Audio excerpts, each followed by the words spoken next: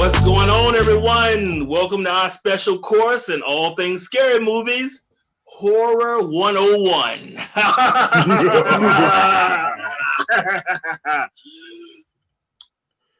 Recently, I was talking to one of my boys, and we were talking about movies. And when it got to a particular question that I asked him, I said something to the effect of, "How do you feel about horror?"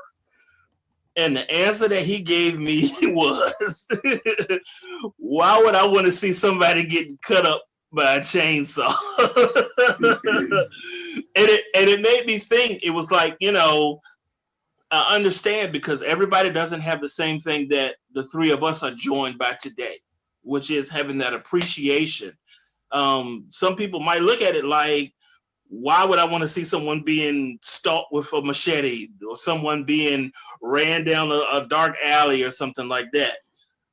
So to open things up for both of you, we'll start with you first, Peter.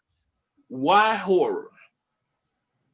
Why horror? Why not? No.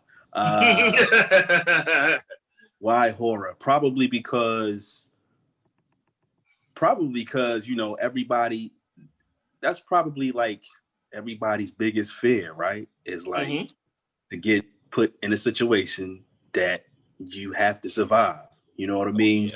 Yes.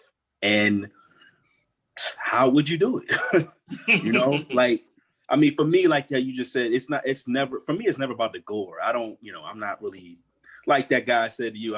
Why would you want to see somebody either stabbed up or something? That just comes with the territory, but that's not my focal point upon, that horror entertainment. It's not, it's about how would you survive in this given situation, if you had to go through that situation. A lot of times I punk out and be like, I wouldn't even be in that situation. But good answer. But, I mean, why horror? Because for me personally, it's all about how would you survive when you're pretty much, when you got the fear in you, and fear strikes everybody different. Some people run, some people freeze up and be paralyzed with it, Right. So everybody knows how they react to fears, but it's how would you survive? What would you do? That's just me. Good one. Kevin, how do you feel? Why horror? I was listening to a podcast once of a guy whose friend was afraid of horror movies, and he didn't want to watch any of them because he didn't want to be scared. And part of the podcast was convincing him to, just watch them. But one thing that they both ended up realizing is that when you're watching the movie, you realize it's not really real and it can't hurt you, then you can probably enjoy it a little more, despite whatever may be happening on screen. So I think that's part of it, because I'm not like all the way into horror movies all the time. There's some things that I'm just not doing, but I can sometimes remind myself that, okay, this isn't really real. So that can help me become a little more entertained if what I'm seeing is a little too much. And you can experience those kind of thrills, kind of like on like a roller coaster. You can experience those thrills, but it's still safe. Great point. I feel the same.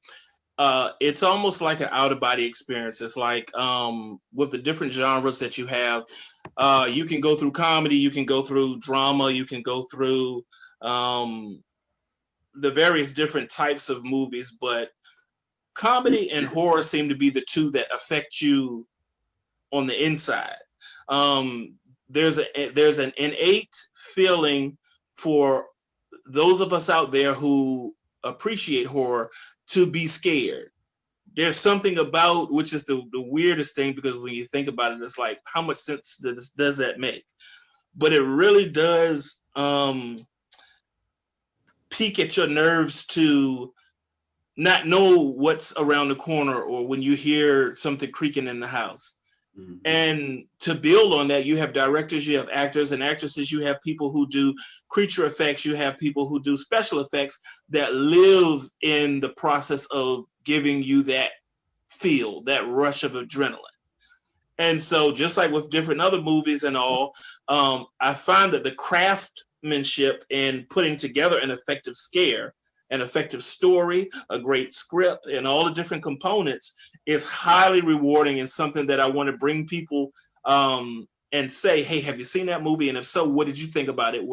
Was it as scary for you as it was for me? So I think that that's something that we're all basically saying in one word or another. To go into the end of this introductory, we've got the classic monsters of Hollywood. We've got Wolfman, Frankenstein, the Invisible Man, the Mummy, Dracula, Creature from the Black Lagoon. When you were young, or even up to today, which one of those appealed to you the most? Let's start with you, Kevin. That would be The Invisible Man. Having read the novel at an early age, it was interesting to see how that got translated onto the big screen. So that was one for me. Peter, what do you feel about the classic monsters? Which one stood out the most for you? For me, probably was going to be Dracula. Oh, okay. To add on to what you said, I think that maybe the classic characters, maybe like whatever one you is your favorite. It probably has to do with your generation. You know what I mean? Like I don't think either the three of us probably would have chose like the Creature from the Black Lagoon or the Wolfman. Hey, wait a minute. I guess what I'm saying is I hate to be no like my pops, right? One time I think we were watching like I don't know, Frankenstein, like the original Frankenstein came, or the when they made it into a movie, came on TV, was in black and white, and he just paused and he was like, man, I remember this one, and I remember the Wolfman. They used to scare me as a child, Yes. And I mean, as we're watching them, of course, the movies are like more than like 20 years old, so it's like it's not I guess I'm not going to get into that. I was going to say I guess people's fear has to do with the time, whatever. But yeah, that makes a good point.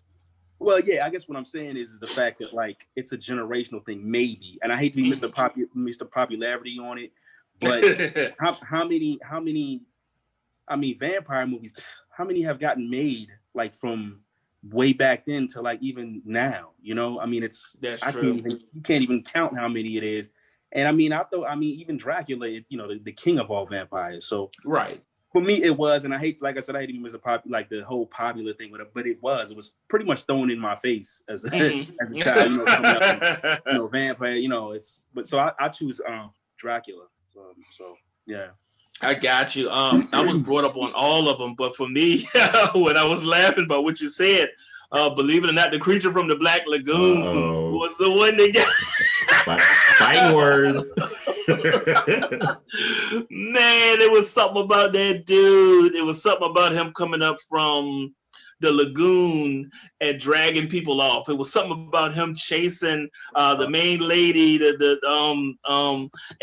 having the men have to come and rescue her, like all of the older horror movies had the damsel in distress, and then everyone had to rush to her aid or whatever.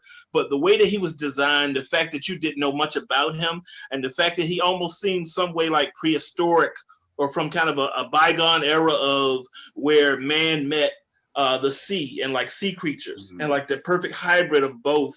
It just had me going back in the day. Okay. All right. So if we hit the books, let's get into a little discussion. Starting with maybe nostalgia. It seems like that'll be an easy one to go.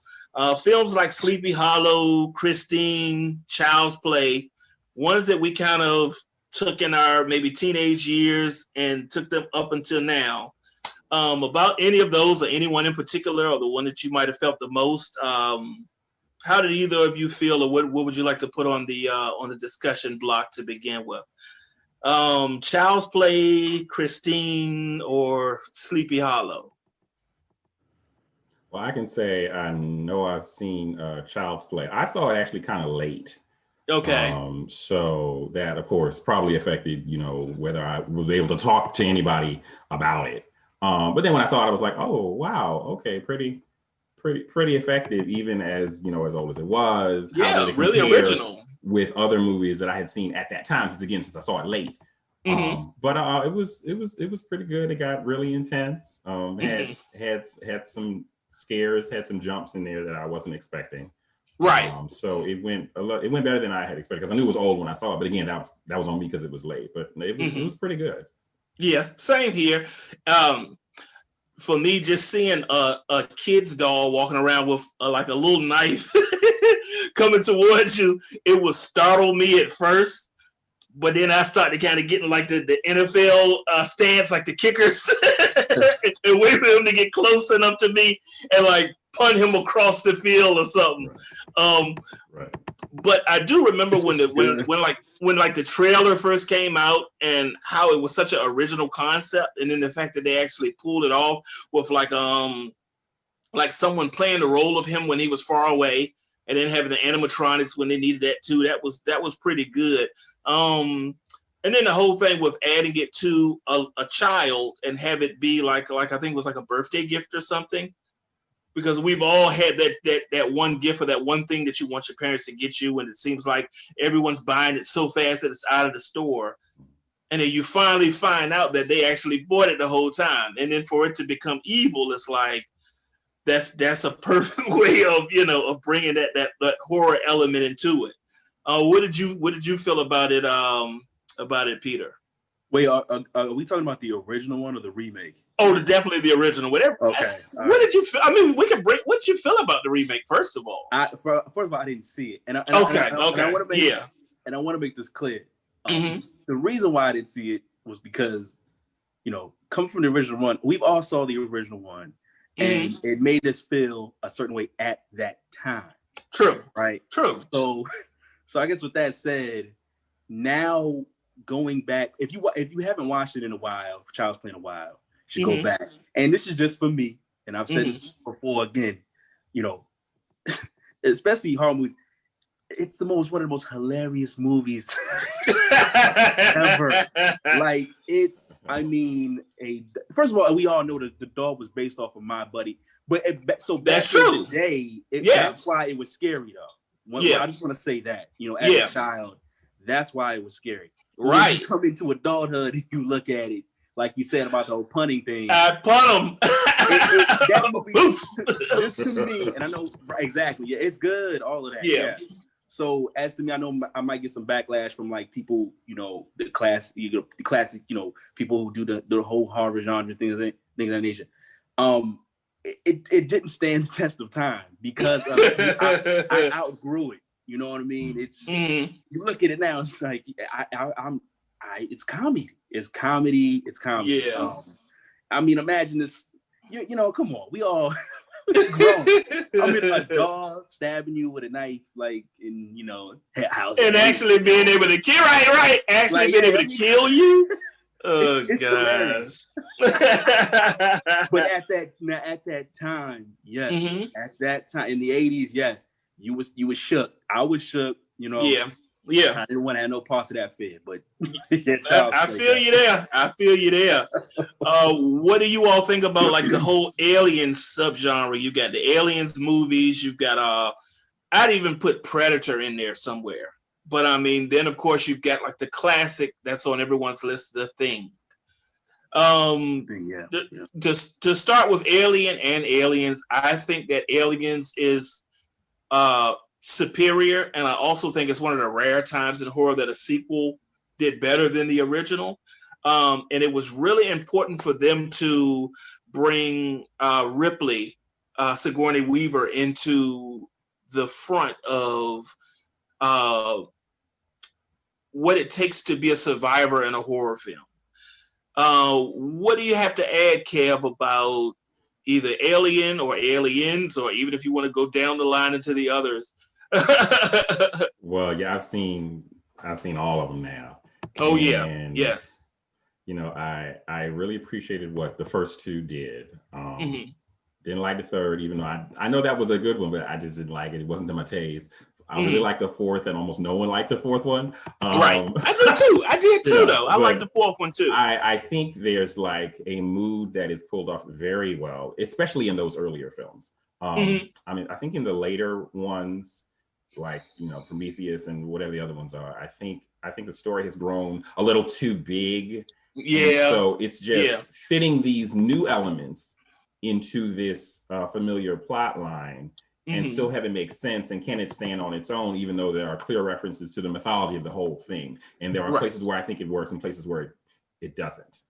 Doesn't mean that the next Alien movie that comes out I won't go see, because I will go see it. Exactly. I'm all in. But what I appreciate about the first two is the tone and that sense of dread, which I guess the thing that I appreciate from the good horror movies is there like a weight hanging down over the film. Not just did something jump out and scare me, right? But the mood. Does the mood pervade throughout whatever's happening, even if there are funny moments in the film? So that's what I appreciate about, especially about the first two in that series. Right. What do you feel about it, Peter? About any of the Alien films, or in particular the first two? Ridley Scott did his thing. Yes. It was like Kev touched on it, man. It's really not. I mean, it was a total mood, like with the visual aspect of it, you know. Definitely. Horror movies in like the 80s had something about them that were like scary from the cinematic. Thank you. Yes. It's gritty, it's dark, it's mucky. Yeah. You know what I mean? It's all of these sinister, very sinister things about it. And Alien has stood the test of time. It really has. You can look at that film today and be possibly terrified, horrified. Exactly. And Sigourney did her thing, and Sigourney Weaver will probably be impaled in my mind as just Ripley. Like that's her. When you see her, that's what you think. Yeah, I mean, even to this day, and it's funny that we're talking about this specific film. Yesterday, I was looking at a TV and they had like a segment on. They actually had all the original before Bill Paxton passed. They actually had a little segment, and it was James Cameron, and all of them had a sit down, and they were talking about what they went through the movie. But it definitely, Alien, man, has stood the test of time with me. That definitely. It's a very well made and written film.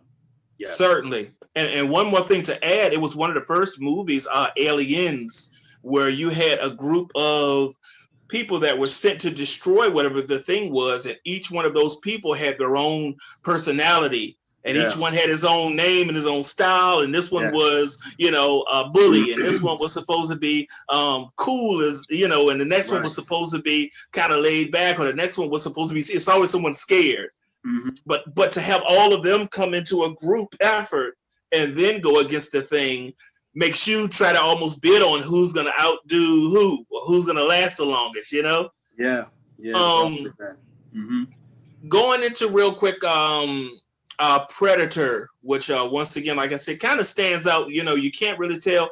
I guess with the spaceship and the whole make and everything with the creature, you could maybe put him into an alien type of category. But just with Schwarzenegger and what's the name of the guy that they used to wrestle? Bobby the Brain? No. What's the name of the guy? The other guy that was in the group? Ventura. Ventura. Jesse the Body. Jesse the Body Ventura. Yeah. That was another one where even before you got to see what the Predator looked like, the way that the woods felt and the way that you knew that these big guys with all these muscles and all still had something to be afraid of, even with all their guns and all of the machismo and all of that stuff. And I like the way that they kind of slowly fed you the Predator until at the end you finally had the chance to see him. Then the cherry on top was when they took the mask off and you had the chance to see his real face. You know what I mean? So that was one that put Schwarzenegger on the map and put him on early. And like I said before, the other one would probably be The Thing. Did everybody see The Thing? It's been a while for me. Okay. Unfortunately, I know there was a remake that I remember a little more. Yeah. Than the original. So and it was supposed to be a prequel, actually. Okay. Actually, yeah, I was. It was supposed to be a prequel. Hey, if you haven't seen it, you should see it though. Because listen, I real quick, what was it, like a couple of weeks ago? I was on Prime and I watched the original. Because I was like, you know what? I haven't seen it in a while. Let me do it. Watched it. And then I said, you know what, let me see the reboot, which I thought it was. Right. So, and I clicked on it, and then I come to find out when I read the synopsis or description, and I said, oh, it's a prequel to it. Right. I would just give it a chance. See what you think. You know what I mean? It can't hurt because think about it, it's before everything. That's true. That's true. It's kind of a pass. Yeah. in a sense. But you should give it a try. Definitely. Let's go a bit into what I would consider documentary horror, where you've got like Texas Chainsaw. You could even put, the Blair Witch Project. I'm sure we could talk for a long time on the Blair Witch Project alone. And then maybe ones like Cloverfield. Well, all three of those have the common denominator where it's supposed to be footage that was left behind after some event has transpired, and now we as the audience get a chance to see what they experienced. So maybe we can start. Let's start with the Blair Witch. While we're on it, how did you all feel about that from front to end, or anything in between? Go ahead, Ken. So I do remember that with the Blair Witch, there was that whole media thing where everyone was led to believe, of course, that it was real. I know there was like a mock documentary that was made at about the same time. So I think that with the whole found footage thing, that was a moment in time that was instrumental to that genre. If it didn't start it, well, I don't think it started it, but it definitely blew it up. It definitely blew it up, and it worked very, very well with that. I know it had like, limited minimal budget, minimal planning, but it was very effective at what it did. And I think that with how new the actors at least were to act, true, and I think worked in its favor, right. And I think that the scares seemed a little more real. Because from what I read about the process of making that movie, some of them didn't know really what was going on from time to time. That's true. And I think that made their emotions feel that much more genuine. So I think that worked very well. And I don't want to talk about the sequel at all. Oh no! I thought the only thing that they did before we go back, I thought the one thing that they did do good with that well, are you saying the Blair Witch 2, or are you saying this one that came out recently just called Blair Witch? The one that came out recently. Oh, see, I wish that they would have taken the witch and the way that she looked in that one and put it in the original one. Mm-hmm. I wish there was some way that those two could have been married just by that way, because I thought that it was really creepy that you didn't get to see what she looked like in the first one, and still had all of that fear and wondering what happened to those people. But if you would have even gotten a glimpse of what they were calling the Blair Witch, I believe that it would have just set it over. But before I go into it with me, Peter, did you have anything to add as far as the Blair Witch Project is concerned? That movie was totally based off of the unknown. I watched it one time and I was like, it was just a bunch of people running around in the woods, man. It was so much. To build off of what Kevin was saying, there was so much rumors around the movie. I heard everything there was students from MC, Montgomery College, and it was in Burgersville, Maryland, which I think that's true. That's true. I heard it was like, based off a true story about some kids. Yes. And being from Maryland, it's like, my interest is peaked now. Like, I want to see it, But then when I seen it, I was like, this movie costs how much to make? Like, it's crazy, but it was just, I don't know. For me, it's a no. But I feel you. I like to look fear in the eyes. You know what I mean? Yeah, I like that. Real quick. I saw it with my friends 3 times in the theater. We bit the bait like a shark. Like what happened to those kids? And how are their bodies still out there? And if this is the footage, I mean, even the way that they zoomed in on the cassette of the footage, like it was real and everything, I just bought it hook, line, and sinker. But the funny thing was when we realized that they were real actors and actresses and that no one had died and everything, while some people were like groaning and saying, oh, this is the worst movie ever, I took it as, oh, that was brilliant. Because not only did you fool me, now I can look back and see how you fooled me. And I can say that it still was a good ride along the way. So even with it not being that gory, even with it not having a real witch and everything else, it still kept that tension. And see, me and my friends, as goofy as we were, we used to play in the woods all the time. So just imagine, there were times at nighttime that we'd still be out there. We didn't have no flashlights or anything like that. We didn't have no navigating, no compass or nothing. Something could have grabbed us and we could have been hung, taken up high, whatever the case was. And so that hit us right there once again. That was something that said, okay, I like the way that they did that.